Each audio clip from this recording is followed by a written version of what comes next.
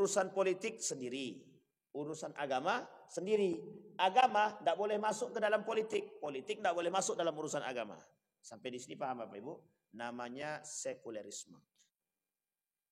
Kira-kira betul apa salah? Salah. Agama, urusan politik diatur oleh agama. Urusan politik ini diatur oleh agama. Kalau urusan politik tidak diatur oleh agama, seperti saat ini, carut ma. Sekarang politik ini carut marut apa tidak? Carut marut apa tidak Bapak Ibu?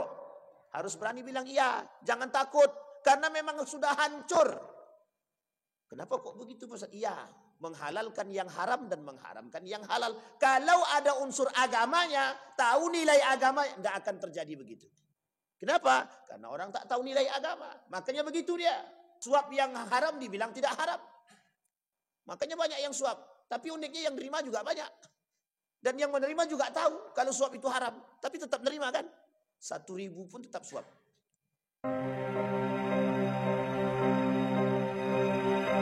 Bismillahirrahmanirrahim. Assalamualaikum warahmatullahi wabarakatuh.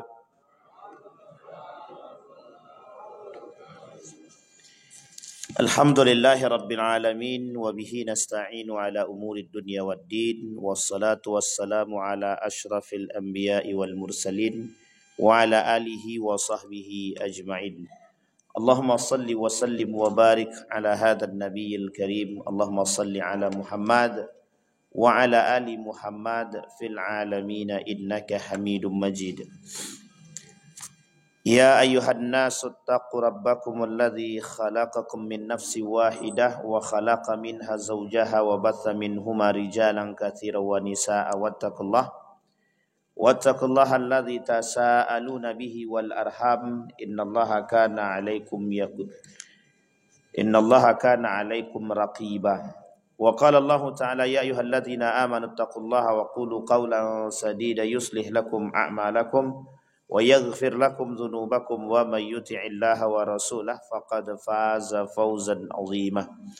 Puji syukur kehadirat Allah dengan mengucapkan alhamdulillahirabbil alamin. Berselawat kepada Nabi dengan mengucapkan Allahumma salli ala Muhammad wa ala ali Muhammad fil alamin innaka hamidum. Bapak Ibu sekalian yang berbahagia, mudah-mudahan di subuh hari ini Allah melimpahkan rahmat serta karunia-Nya kepada kita semua dan keberkahannya. InsyaAllah yang hadir husnul khatimah. Dan kita semua istiqamah sampai akhir Ramadan.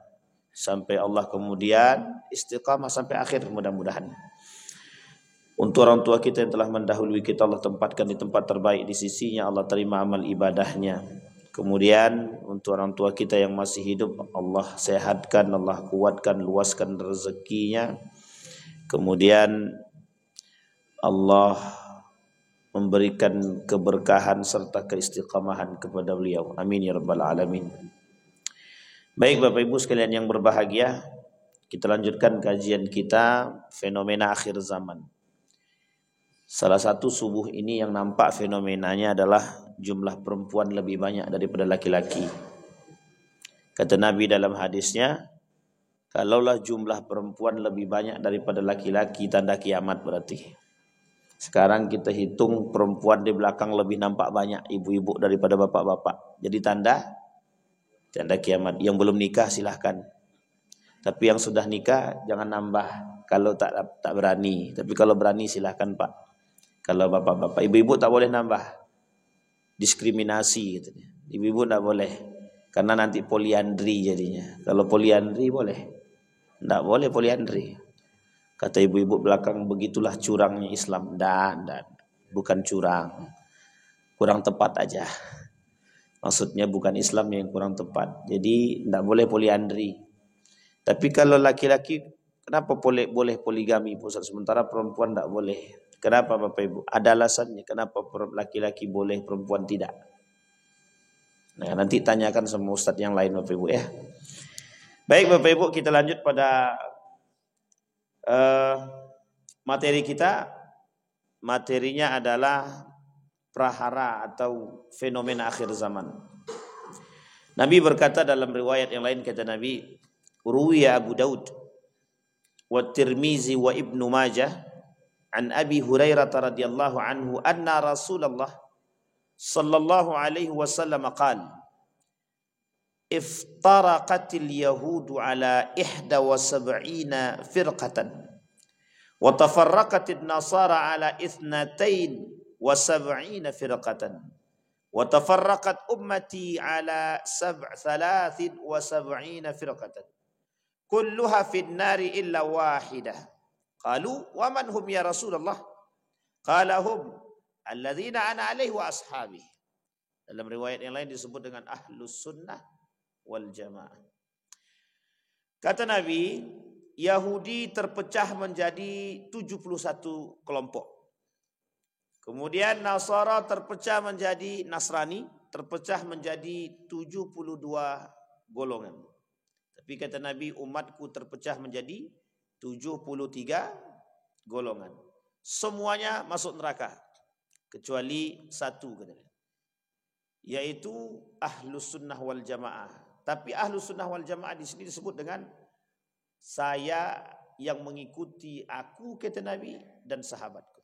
Nah, ini dijadikan alasan oleh sebagian kalangan yang tidak menyesuaikan Nabi dengan para sahabatnya atau menyelisihi para nabi dan sahabat, maka dia bukan daripada golongan ahlus sunnah wal jamaah kata mereka. Tetapi dalam hadis ini yang dimaksud dengan ahlus sunnah wal jamaah di situ atau yang mengikuti sunnah-sunnah baginda Nabi Muhammad sallallahu alaihi wasallam dan begitu juga mengikuti perbuatan atau ibadah-ibadah daripada sahabat-sahabat Nabi. Apa maksud hadis ini kita sampaikan di subuh hari ini? Bapak Ibu sekalian yang berbahagia, di dalam kitab Risalah Ahlus Sunnah wal Jamaah karangan Syekh Muhammad Hasim Al-Asy'ari. Siapa ini Bapak Ibu? Siapa yang tahu Syekh Hasim Al-Asy'ari ini? Pendiri Nahdlatul Ulama. Pendiri Nahdlatul Ulama atau Nahdlatul Ulama itu berdiri 1900, NU berdiri 1900. Ini banyak yang ngaku NU berarti kalau begini. Kok enggak tahu? Pak, Bu, Muhammadiyah berdiri kapan? Indonesia merdeka kapan? Nah, itu ingat pula. Alhamdulillah. 17 Ramadan. 17 Ramadan deklarasi kemerdekaan Republik Indonesia. 17 Ramadan. Jadi itu hadiah itu. NU Muhammadiyah berdiri 1912. NU berdiri 1926. Sama dengan berdirinya Pondok Pesantren Darussalam Gontor 1926. Jadi kalau mengingat itu agak mudah. Sebelum 1926, Kiai Haji Ahmad Dahlan ini termasuk yang meninggal cepat. Kata tahu daripada Kiai Haji Ahmad Dahlan mendirikan satu organisasi kemasyarakatan, organisasi Islam namanya Muhammadiyah. Kiai Haji Hasyim Asy'ari tidak mendirikan kelompok. Tapi setelah meninggal Kiai Haji Ahmad Dahlan, barulah kemudian berdiri Nahdlatul Ulama. Jadi beliau mendirikan Nahdlatul Ulama itu setelah Kiai Haji Ahmad Dahlan meninggal. Itu dia siapa namanya? Kiai Haji Hasyim Asy'ari. Jadi kalau ada orang ngaku NU tak tahu Kiai Haji Hasyim Asy'ari, tak tahu kapan berdiri, ini masalah nih. Ini belum kita tanya nanti bagaimana marsnya NU, malah nggak tahu kan. Marsnya NU Nahdlatul Ulama. Nah, ini bahaya lagi. Nah, Bapak Ibu, dalam yang disampaikan tadi, sekarang ini di Indonesia ada Persis, ada Muhammadiyah, ada Nahdlatul Ulama, ada MTA, apa lagi? Ada Jamaah Islamiyah, ada Perti. Persis sudah tadi. Persis, Perti sudah. Apa lagi? Ada ini yang organisasi, Yang tidak organisasi banyak. Ini yang organisasi. Apa lagi? MTA, Al-Wasliyah. Ada Nahdlatul Wathon, NW. NW ini di Lombok. Nahdlatul Wathon. Kalau Bapak Ibu yang mana? NU enggak? Bapak Ibu NU atau bukan? Bukan. Muhammadiyah bukan. Perti bukan. Abu-abu berarti ini. Aswaja bukan. Aswaja bukan itu. Bukan kalau. Nah, Bapak Ibu. Jadi sudah berapa banyak tuh? Banyak sekali. Nah, sekarang itu apakah masuk dalam kategori yang selamat atau tidak? Belum tahu kita. Sekarang kita lihat dulu. Ada namanya Jabariyah. Ada namanya Qadariyah. Ada namanya Khawarij. Ada namanya Syiah. Ada namanya Mu'tazilah. Ada namanya Murji'ah. Ada apa lagi? FPI masuk. Ada namanya Jamaah Tabligh. Tapi tak masuk juga, itu bukan organisasi itu. Tapi sekarang mereka mengakui itu sebagai sebuah organisasi. Saking banyaknya Pak, golongan. Itu campur, ada yang sesat, ada yang lurus. Kalau Syiah sesat, Mu'tazilah sesat, Murji'ah sesat, Khawarij sesat, Jabariyah sesat, Qadariyah sesat. Ahmadiyah sesat, LDII, itu yang saya agak ragu sedikit. LDII sesat apa tidak? Berani Bapak Ibu bilang sesat? Berani tidak? Oh tidak tahu. LDII yang masuk masjidnya kemudian dipel kaki kita. Itu LDII namanya itu. Dulu dipel, sekarang tak lagi. Yang mau masuk masjid LDII sekarang bebas silahkan. Asal sebelum masuk pakai sendal, yakin kaki bersih dan tidak najis. Itu dah tuh. Sudah aman. Kalau dulu tidak masuk masjid LDII dipelnya bekas kaki kita itu dipel ya. Kata dia ini adalah najis. Jadi bagi LDII kita ini orang-orang najis. Bukan kita sebenarnya. Yang tidak sejalan dengan mereka lah. Namanya najis. Jadi harus dibersihkan. Kata Nabi akan terpecah dari golonganku 73 golongan. 73 golongan yang selamat. Yang selamat cuma satu. Yang ahlun najah itu yang selamat cuma satu. Yang lainnya tidak selamat.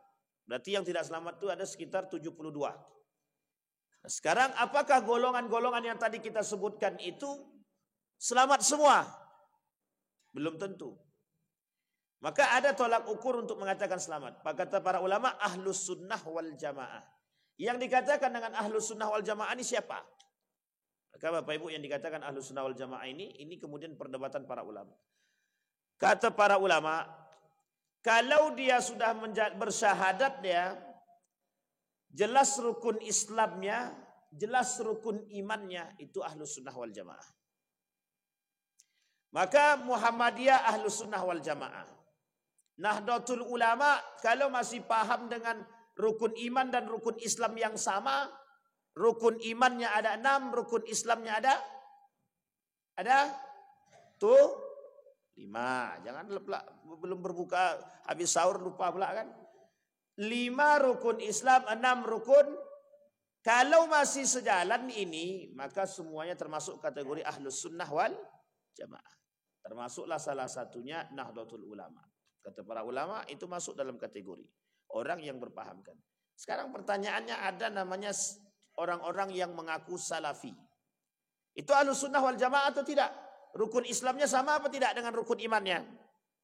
Nah, kalau masih rukun imannya sama, rukun Islamnya sama, masih masuk dalam kategori ahlus sunnah wal jamaah. Sebagian ulama mengatakan demikian. Pertanyaannya adalah, bisa ndak orang-orang yang sudah mengaku ahlus sunnah wal jamaah ini menjadi tidak ahlus sunnah wal jamaah atau golongan yang sesat? Bisa. Bukan tak bisa-bisa. Nah, ini persoalannya nanti. Maka kata Nabi, umatku terbagi pada 73 golongan, satu yang selamat. Ini bukan bahasa mutlak seperti ini. Maksud Nabi, kelak di akhir zaman umat Islam itu terbagi sekian banyak golongan. Ada sekarang namanya agama Bahai. Itu pecahan daripada Syiah Itsna Asyriyah. Syiah 12 itu terbagi, salah satu diantaranya terpecahlah dari mereka itu namanya Bahai. Itu juga mengaku Islam. Ada namanya Ahmadiyah. Ahmadiyah itu sesat. Mirza Ghulam Ahmad itu pun juga Islam. Syiah itu Islam atau bukan? Syiah Islam atau bukan? mengakunya Islam. Tapi dari cara beribadah mereka, rukunnya mereka, azannya mereka, itu sudah banyak tambahan. Termasuk salah satu tambahannya ada Ali bin Abi Thalib, Syiah, Khawarij, kemudian Mu'tazilah, Murji'ah. Oleh para ulama, kelompok ini adalah kelompok-kelompok yang tidak selamat. Kelompok yang tidak selamat. Karena apa? Menyimpang. Memiliki pemahaman yang menyimpang. Tetapi Bapak Ibu sekalian yang berbahagia, poin ini bukan tanpa sebab disampaikan oleh Nabi. Karena saking banyaknya orang-orang yang mengada-ngada atas nama agama. Ini poinnya yang ingin saya sampaikan subuh hari ini. Kata Nabi, banyak orang kelak di akhir zaman itu yang mengada-ngada daripada agama itu sendiri. Nah, kok bisa begitu? Rukun Islamnya sama. Rukun imannya sama. Tapi kok ada yang sesat, kok ada yang tidak sesat? Pertanyaannya, di mana letak perbedaannya? Letak perbedaannya terhadap pemahamannya. Sampai di sini bisa dipahami Bapak Ibu. Kita ambil contoh. Di tengah umat muslim hari ini, kata Syekh Hashim Al-As'ari, akan muncul golongan-golongan yang menyesatkan. Dan golongan-golongan yang menyesatkan itu, mereka pakai isme-isme. Tahu Bapak Ibu isme-isme? Tapi ibu-ibu jangan tersinggung ya ibu-ibu. Ada namanya feminisme. Ada namanya liberalisme. Ada namanya sekulerisme. Ada namanya pluralisme, materialisme, dan isme-isme yang lain. Bapak Ibu pernah dengar gak ini? Pernah? Apa itu liberalisme? Apa itu liberalisme? Manusia yang diajak untuk berpikir bebas. Menjadi satu kelompok ditambah di belakangnya isme. Artinya apa? Pengagung orang-orang yang menyembah, orang-orang yang mengagungkan pikiran bebas. Namanya liberalis. Ada namanya sekulerisme. Pernah dengar Bapak Ibu? Pernah juga? Kalau belum pernah, saya kasih tahu. Sekulerisme ini kelompok yang ingin menjauhkan nilai-nilai agama daripada aspek kehidupan. Dipisah tuh nilai agama dengan kehidupan. Tidak boleh campur agama sendiri. Contohnya begini. Urusan politik sendiri. Urusan agama sendiri. Agama tidak boleh masuk ke dalam politik. Politik tidak boleh masuk dalam urusan agama. Sampai di sini paham Bapak Ibu? Namanya sekulerisme. Kira-kira betul apa salah? Salah. Agama, urusan politik diatur oleh agama. Urusan politik ini diatur oleh agama. Kalau urusan politik tidak diatur oleh agama, seperti saat ini, carut ma. Sekarang politik ini carut marut apa tidak? Carut marut apa tidak Bapak Ibu? Harus berani bilang iya, jangan takut. Karena memang sudah hancur. Kenapa kok begitu Pak? Iya, menghalalkan yang haram dan mengharamkan yang halal. Kalau ada unsur agamanya, tahu nilai agama, tidak akan terjadi begitu. Kenapa? Karena orang tak tahu nilai agama. Makanya begitu dia. Suap yang tak haram dibilang haram. Suap yang haram dibilang tidak haram. Makanya banyak yang suap. Tapi uniknya yang menerima juga banyak. Dan yang menerima juga tahu kalau suap itu haram. Tapi tetap menerima kan. 1.000 pun tetap suap. Satu. Ada namanya pluralisme. Tahu Bapak Ibu pluralisme? Menganggap semua agama ini benar. Sekarang saya tanya Bapak Ibu, mana yang benar dari pernyataan saya nih? Semua agama itu, menganggap semua agama itu ada, dan menganggap semua agama itu benar. Mana yang diartikan sebagai pluralisme? Menganggap semua agama itu ada, menganggap semua agama itu benar. Mana yang disebut dengan pluralisme? Nomor berapa Pak? Nomor 2. menganggap semua agama itu benar. Kalau menganggap semua agama itu ada, tertuang dalam undang-undang. Agama di negara Republik Indonesia ada berapa Bapak Ibu? 1. Islam 2. Kristen 3. Kristen terbagi 2. Katolik, Protestan. Yang ketiga, Buddha. Yang keempat, Hindu. Yang kelima, Kongfucu. Kongfucu ini kalau di Cina bukan agama. Kongfucu ini sekte. Sampai ke Indonesia jadi agama. Keenam ada namanya Bahai. Agama baru. Belum lama lagi. Baru beberapa tahun yang lalu. Sebenarnya sudah lama. Datang dari Bahai ini datang dari Mesir. Datang dari Mesir. Datang masuk ke Indonesia. Menganut agama Bahai. Tapi ini termasuk dalam kategori agama yang baru diakui. Baru diakui. Di Indonesia. Tapi saya tidak tahu siapa yang mengakui. Yang jelas waktu itu Menteri Agama pernah datang. Entah itu peresmian. Entah itu apa kita tidak tahu pernah. Luqmanul Hakim. Agama Bahai. Cari aja nanti di Google. Menteri Agama datang ke acara agama Bahai. Nanti ada tuh keluar di situ. Di internet itu. Mengakui keberadaan agama-agama yang lain namanya pluralisasi. Plural. Apa artinya plural itu? Kemajmukan. Berarti ada agama yang lain. Memang ada di sini. Ada satu lagi yang mengaku agama. Satu lagi mengaku agama. Apa namanya? Agama nenek moyang. Apa itu agama nenek moyang? Bapak Ibu yang sudah tua-tua. Apa itu agama nenek moyang kita? Kepercayaan, penghayatan. Makanya Bapak Ibu pada tahun berapa itu demo mereka, kami ini agama terlama, agama pribumi, agama yang lain tuh impor katanya. Termasuklah agama Islam. Jadi agama Islam ini dianggap agama impor. Termasuk agama Islam ini dianggap agama impor ini Bapak Ibu. Nah, pertanyaannya kalau agama Islam ini agama impor baru masuk ke Indonesia diimpor dari mana? Kata mereka diimpor dari Timur Tengah. Jadi agama Islam ini diimpor dari mana? Dari Timur Tengah. Pertanyaannya, apakah ketika Islam sudah masuk ke Indonesia, itu Indonesianya sudah ada? Belum ada. Jadi sekarang pertanyaannya impor dari mana? Uang Indonesianya aja belum ada. Sampai sini paham Bapak Ibu? Jadi carut marut gaya berpikir mereka itu. Nah, jadi Bapak Ibu sekarang ada namanya feminisme. Nah, sekarang kita lihat feminisme. Apa arti feminisme itu? Ibu-ibu yang lebih tahu. Ada namanya gerakan emansipasi wanita. Ada namanya feminisme. Sekarang ibu-ibu apa artinya emansipasi wanita? Apa Bapak Ibu? Persamaan. Sekarang apa artinya feminisme? Tidak tahu Bapak Ibu.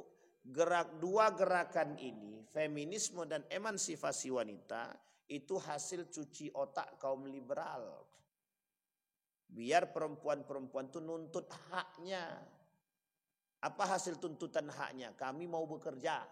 Kami mau bekerja. Jangan larang kami bekerja. Hasilnya sekarang apa? Perempuan menginjak laki-laki. Makanya sekarang kenapa banyak istri-istri tidak mau patuh kepada suami? Gara-gara feminisme itulah tuh. Gara-gara emansipasi wanita itu. Jangan tersinggung ibu-ibu. Itu keadaannya begitu. Ibu-ibu boleh lihat nanti. Percaya atau tidak percaya kata-kata saya ini? Lihat setelah ini. Anak muda zaman sekarang. Gaya berpikirnya feminisme dan emansipasi wanita. Kami ini wanita karir. Kalau abang mau sama saya silahkan, kalau enggak urusan enggak masalah. Aku udah punya gaji sendiri. Coba, gara-gara karakter emansipasi wanita dan feminisme, keangkuhan itu timbul. Kesombongan itu timbul. Apa kata dia? Kalau abang nak ceraikan, ceraikanlah. Masih banyak laki-laki yang mau. Aku punya duit kok, kata dia. Itu masalah tuh Pak. Makanya bapak-bapak hati-hati nih. Nggak, yang di sini aman insya Allah. Baik. Nah golongan yang saya sebutkan tadi yang isme ini Bapak Ibu. Itu mereka semua mengaku Islam. Orang-orang yang ikut ini mengaku Islam. Seperti liberalisme. Orang-orang liberalisme ini, orang-orang dia mengaku Islam itu. Cuman gaya berpikirnya lebih bebas. Siapa yang punya andil? Yahudi. Yang sekarang sedang melakukan serangan kembali kepada Palestina. Tuh pengkhianatannya dari yang dilakukan oleh siapa? Israel. Apa kata dia? Gencatan senjata kan? Sekarang coba lihat 210 orang yang meninggal. Tewas. Diserang Pak kemarin. Diserang sama Israel. Mana kata dia gencatan senjata itu? Kita nuntut nanti. Kita sampaikan dalam setiap kegiatan itu kita sampaikan. Mana yang tadinya melakukan mediasi Qatar. Qatar kan ikut memediasi. Nah, nanti biar Menteri Luar Negeri menyampaikan hal demikian. Umat Islam juga harus bersorak, Pak. Kita harus bersorak, tidak bisa kita biarkan itu, Pak. Yahudi itu apapun cara kan dihancurkan kita, Pak. Dia ada Yahudi, ada Israel. Israel khusus di sana, Yahudi untuk segalanya. Yang sistem global ini namanya Yahudi, Pak. Yang merusak sistem ini, yang melakukan sistem internasionalisasi ini semuanya Yahudi. Israel khusus yang Palestina aja. Israel itu khusus Palestina aja. Jadi Bapak Ibu, itu sudah biasa begitu. Pembangkangan Israel itu sudah biasa dari zaman dulu sampai sekarang. Tidak pernah dia itu Pak, tidak membangkang itu. Memang itu karakternya. Jadi kalau ada manusia sekarang nih, umat muslim yang pembangkang kira-kira sama tidak kayak Israel itu. Ibu yang ngomong ya, Bapak Ibu ya. Nah kembali kepada poin tadi. Bisa dipahami sampai di sini Bapak Ibu. Sekarang Bapak Ibu liberalisme, sekulerisme, pluralisme ini masuk. Masuk di mana? Ada di dalam kita semua ini ada. Masuk dalam tubuhnya Islam. Bercampur baur dengan orang-orang muslim. Kelompok ini Bapak Ibu kalau di dalam Islam itu disebut dengan munafik namanya. Apa namanya? Munafik. Nah, ini gambaran secara umum yang saya sampaikan tentang kondisi kita hari ini, umat muslim hari ini. Kelompok-kelompok ini Bapak Ibu, yang ada isme-ismenya tadi, itu kelompok yang menguasai dunia hari ini.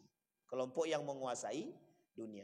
Baik liberalisme, sekulerisme, pluralisme, itu kelompok yang sedang menguasai dunia hari ini. Dan ini adalah bagian daripada proyeknya kaum Yahudi. Sampai di sini sudah bisa dipahami Bapak Ibu? Baik, sekarang kita lihat.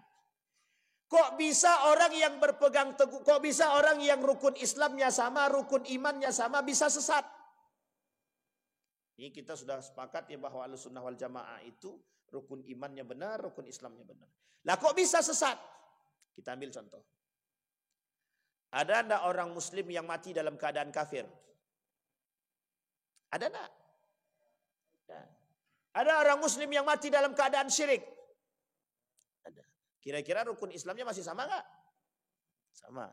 Lah tapi kok bisa terjadi penyelewengan, terjadi penyimpangan?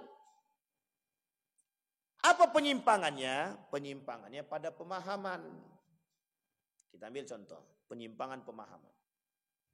Kata Al-Quran, nikah beda agama itu haram. Yang boleh perempuan ahlul kitab, laki-lakinya muslim. Itu yang benar. Sekarang kan tidak ada ahlul kitab lagi. Kitabnya pun sudah tidak benar. Ahlul kitab dahulu itu masih ada Zabur, Taurat, Injil. Yang isinya Taurat, Zabur, Injil ini isinya itu masih menyeru kepada Tuhan yang satu. Sekarang sama enggak dengan begitu isinya sekarang? Enggak sama. Sudah dibuat oleh manusia. Sehingga Bapak Ibu, kata Al-Quran, yang boleh menikahi itu perempuannya ahlul kitab, laki-lakinya muslim. Kalau dibalik laki-lakinya ahlul kitab, perempuannya muslim tak boleh. Itu pun kalau ahlul kitab itu masih ada. Kalau ahlul kitabnya sudah tidak ada, berarti secara otomatis sudah tidak bisa, sudah tidak boleh perempuan kafir menikah dengan baik sebaliknya. Tapi datang satu kelompok yang memiliki pemahaman berbeda. Kata dia, tidak ada masalah. Ini urusan nikah, ini urusan cinta. Mau kami nikah beda agama, itu terserah urusan kami. Yang jatuh cintakan kami, bukan kalian.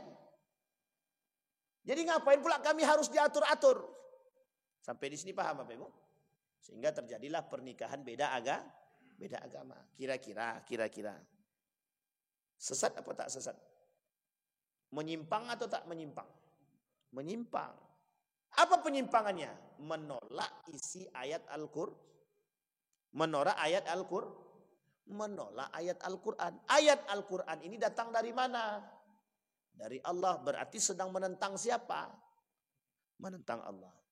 Sampai di sini bisa dipahami Bapak Ibu? Ini penyimpangan. Sesat apa tak sesat? Kalau dia katakan bahwa nikah beda agama itu boleh, berarti sesat. Penyimpangan pemahaman. Sekarang kita lihat yang lain. Kata Allah, sembahlah aku, mintalah kepadaku. Ya, minta kepada siapa? Minta kepada Allah. Sembah kepada siapa? Allah. Sekarang, Bapak Ibu, ada orang minta jabatan kepada manusia. Kira-kira syirik enggak? Pak Kepala Dinas, aku mau naik jadi kabid. Dari staf biasa pengen jadi kabid. Kata Kepala Dinas, enteng. Cuma tinggal bayar 50 juta kok. Kata dia, sekarang saya tanya Bapak Ibu, itu orang minta bantu kemana? Ke Kepala Dinas. Pertanyaannya, derajatnya Kepala Dinas sama nggak dengan Tuhan? Sekarang apa yang terjadi? Dosa pertama, syirik dia kepada Allah. Dosa kedua, suap dia. Jadi berapa banyak dosanya? Kalau cuma suap saja, dia dapat dosa. Tapi dosanya tidak sampai pada tingkatan dosa tertinggi. Memang suap ini dosa besar, tapi tak sebanding dengan syirik. Kalau syirik, sudah menduakan tuh. Orang yang mati dalam keadaan syirik, kekal di dalam neraka. Tapi kalau cuma suap aja, dia tidak kekal dalam neraka. Dicuci dulu, pakai rinso, setelah bersih baru diangkat. Dimasukkan. Tapi kalau syirik dia, mau dicuci sekalipun, tetap dia kekal di neraka. Kalau dia tidak bertobat sebelum dia meninggal. Sampai di sini bisa dipahami Bapak Ibu. Kira-kira orang yang minta bantuan kepada manusia dan menganggap manusia itu mampu memberikan bantuan kepada dia, kira-kira syirik enggak? Syirik tidak. Sekarang pertanyaannya, banyak yang mana? Banyak enggak manusia yang minta kepada manusia? Makanya disebutlah oleh Buya Hamka syirik modern. Tahu Bapak Ibu syirik modern? Dulu orang yang disembahnya patung, yang disembahnya pohon, yang disembahnya matahari. Sekarang yang disembahnya manusia. Ada orang mau naik jadi pimpinan, jadi penguasa. Apa kata dia? Diminumnya lah bekas cuci kaki air ibu namanya. Nah, ini ada kelompok Syiah tuh begitu punya pemahaman begitu juga itu. Jadi kaki maknya tadi dimasukkan ke dalam, ada seorang wanita yang dianggap ibu, kakinya dimasukkan ke dalam tempat air atau baskom, airnya diminum. Itu pemahaman yang sesat itu. Sudah sesat banget itu. Kalau mencium kaki orang tua kandung, itu lain cerita. Untuk ketaatan seorang anak, itu biasa-biasa saja. Tapi kalau sudah mencuci air kaki orang lain, minumnya bekas cuci kaki orang lain, air apa? Bekas air cuci air apa? Air cuci kakinya orang lain. Nah, belepotan pula tuh. Bekas cuci kaki orang itu diminum, nah itu ya sesat itu. Salah satu di antara kelompok Syiah ada yang begitu. Jadi Syiah itu punya pengagungan kepada ibu. Nah, tapi terserah ibunya yang mana. Dulu pernah terjadi. Dulu pernah heboh keluar di berita, tapi saya tak sebutkan siapa. Kalau saya sebutkan orangnya siapa, mesti Bapak Ibu akan kaget. Tapi saya tak perlu sebutkan. Sampai di sini paham Bapak Ibu? Sudah paham ya Bapak Ibu ya? Nah, sekarang perhatikan baik-baik Bapak Ibu. Poinnya nanti ada di akhir. Dalam kondisi seperti ini Bapak Ibu sekalian yang berbahagia, itu terjadi penyimpangan. Rukun Islamnya sama, rukun imannya sama, pemahamannya yang berbeda. Dalam memahami perbedaan pemahaman seperti ini, disinilah yang terjadi Bapak Ibu, yang sesat dan tidak sesat. Rukun Islam. Rukun Islam itu ada berapa? 5. 1, syahadat. Pertanyaannya, bisa enggak syahadat kita batal? Bisa. ada 20. Ada 20 penyebab batalnya syahadat. Satu di antaranya adalah orang yang tidak bersyukur akan nikmat Allah dan ingkar akan nikmat Allah. Itu bisa terjerumus dalam indikasi batal syahadat. Kalau dia tak bersyukur akan nikmat Allah, diumpatnya, diingkarinya, seperti yang dilakukan Qarun. Kata Qarun, innama utituhu ala ilmin indi. Semua yang aku perbuat ini itu hasil jerih payah saya. Sekarang saya tanya, ada enggak orang begitu? Ada enggak orang yang berkata ini semua hasil jerih payahku? Kalau ada yang berkata begitu, beda tipis dengan Qarun. Kalau bedanya dengan Qarun lebih kaya daripada dia. Kalau ada orang begitu sekarang, mengaku dia ini semua hasil jerih payahku. Berarti dia bagian daripada cuman tidak sekaya Qarun. Itu aja sayangnya. Maka Bapak Ibu sekalian yang berbahagia, ada pernyataan di kalangan masyarakat begini. Wajar dia sombong. Dia kaya. Sekarang saya tanya Bapak Ibu, wajar enggak orang kaya itu sombong? Kalau ada yang bilang begitu, berarti itu sudah menyesatkan orang itu. Wajar dia sombong, dia kaya. Wajar dia sombong, dia pintar. Tidak ada yang wajar, Pak. Mau pintar dia, mau kaya dia, tak ada yang boleh sombong. Haram hukumnya sombong. Kalau orang sombong-sombong seperti ini, berarti mereka sudah menentang Tuhan. Itu baru syahadat Bapak Ibu. Syahadat itu Bapak Ibu ada 20 yang bisa membatalkan, kata Said Hawa. Kira-kira 20 itu sedikit atau banyak? Bapak Ibu sudah yakin syahadat Bapak Ibu sudah aman? Yakin? Kapan waktu kalau kita ketemu lagi kita sebutkan Pak yang 20 tuh Pak. Biar Bapak Ibu was-was. Makanya Bapak Ibu, orang yang bertauhid dan berakidah itu ibarat berjalan di atas paku. Jadi berjalan di atas paku itu pelan. Kalau berjalannya kenceng-kenceng kira-kira tertusuk enggak? Sama Pak, orang yang berakidah, bertauhid itu seperti berada di atas ujung tanduk. Kalau dia tak hati-hati betul dengan perbuatan, dia terjerumus dalam perbuatan yang salah. Kita ambil contoh perbuatan yang sederhana. Bapak Ibu tadi keluar rumah, bismillah enggak? Bismillah enggak? Kalau sempat tadi enggak keluar bismillah, mati tengah jalan, kata Allah, dia bukan untukku. Dia ke masjid bukan untukku. Dia ke masjid untuk cari yang lain. Allah sudah merasa diduakan. Makanya kata Nabi, samillah, setiap melakukan aktivitas apapun pakai bismillah. Kuncinya apa alasannya? Agar setiap perbuatan kita itu dilandaskan kepada Allah. Berarti kami mencuri harus pakai bismillah, Pak Ustaz, itu menyeleweng. Bismillah aku mencuri gitu. Bismillah mencuri itu kan masalah itu. Nah, sampai di sini Pak. Nah, Bapak Ibu sekalian yang berbahagia. Saya tak jelaskan itu lebih panjang. Sekarang yang ingin saya jelaskan Bapak Ibu begini.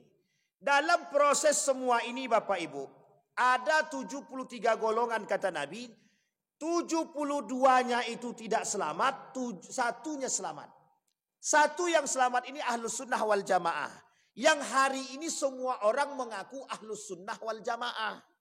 Semua orang pasti akan mengaku Ahlus Sunnah wal Jamaah. Kenapa? Karena mereka juga baca hadis ini. Sekarang pertanyaannya, dari sekian banyak kelompok yang mengaku Ahlus Sunnah wal Jamaah, mana yang paling bertahan dan tetap pendirian dengan pemahaman Ahlus Sunnah wal Jamaah? Itulah kemudian Bapak Ibu kenapa Syekh Hasim Al-As'ari menuliskan Risalah Ahlus Sunnah wal Jamaah. Bapak Ibu sekalian yang berbahagia, sejauh kita tidak memiliki pemahaman yang menyimpang, insya Allah kita semua Ahlus Sunnah wal Jamaah. Nah sekarang apa kaitannya dengan hadis akhir zaman Pak Ustadz? Apa kaitannya dengan fenomena? Fenomenanya sekarang ini adalah yang 72. Bukan yang satu, yang 72. Yang 72 itu lebih banyak daripada yang sekarang pertanyaannya, lebih banyak yang sesat atau daripada yang selamat? Lebih banyak mana yang selamat atau yang sesat? Yang sesat. Disinilah Bapak Ibu sekalian yang berbahagia. Kenapa baginda Nabi Muhammad SAW mengatakan berpegang teguh dengan Al-Quran dan Sunnah tidak akan menyesatkan. Biar Bapak Ibu paham. Jadi struktur pemahamannya begitu.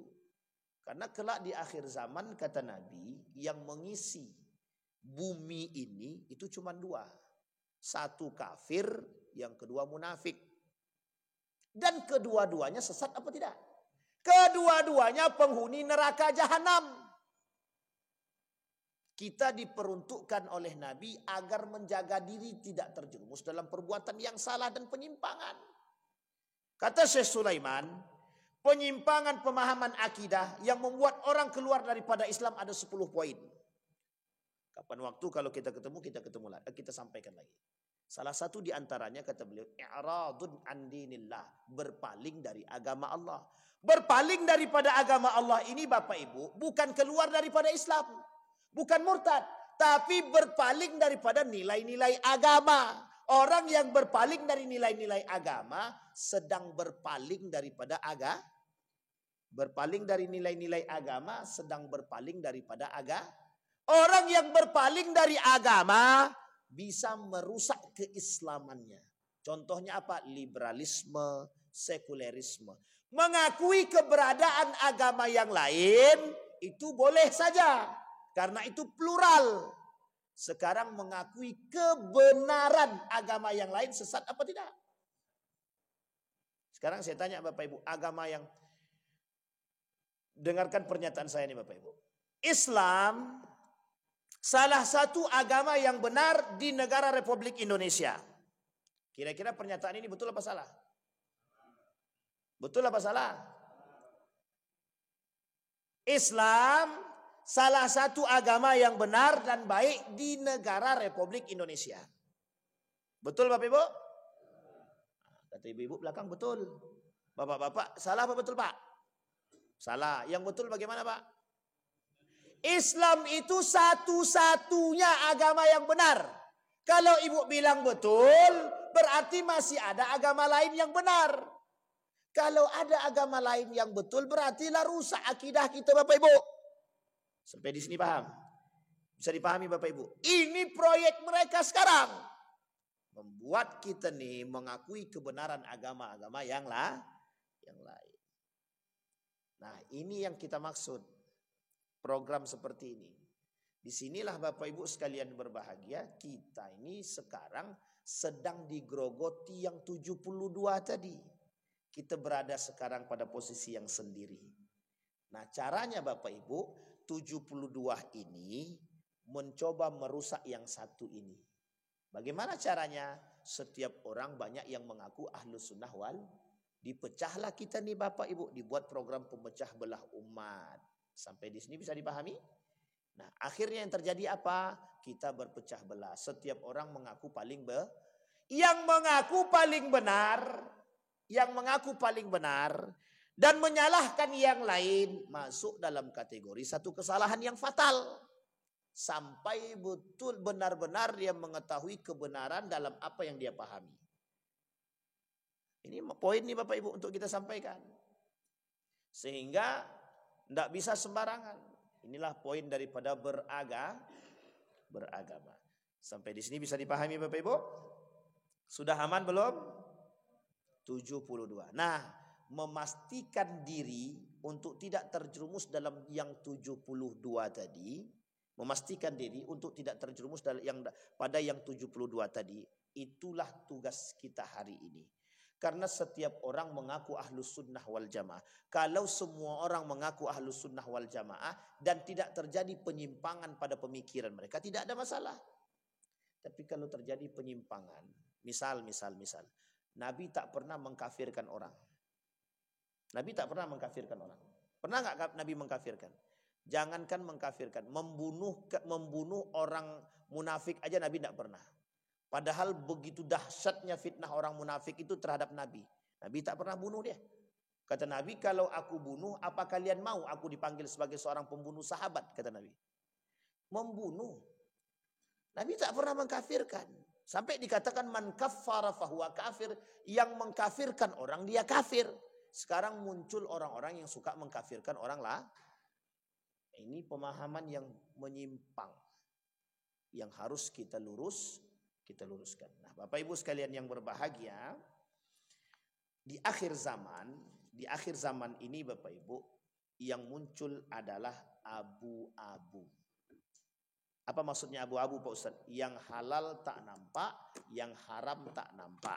Yang salah benar, yang benar salah. Yang hitam putih, yang putih. Kata Nabi, ahalla harama wa harrama halala.